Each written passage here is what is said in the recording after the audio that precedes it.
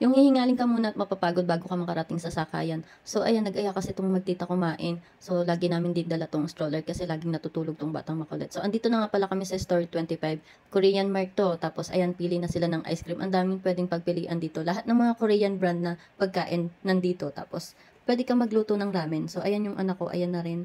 Namimili na rin ng gusto.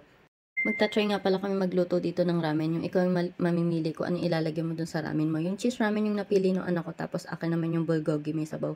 Pero pansin ko, parang lahat naman ng ramen dito kahit hindi maanghang, pag kinain mo maanghang pa rin. At ayan, may nangungulit na nga na bata. Tapos ayan, kumukulo na yung aming ramen. Excited na kami matikman dito yung ramen nila. So ayan, luto na nga at unang tikim. Hindi niya maipaliwanag ko anong lasa.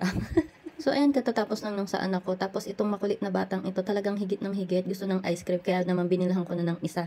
At gustong gusto naman niya. At for the videos, naubos nilang dalawa ang ramen. So happy to experience na makaluto dito ng ramen sa Story 25 Korean Mart. So thank you for watching.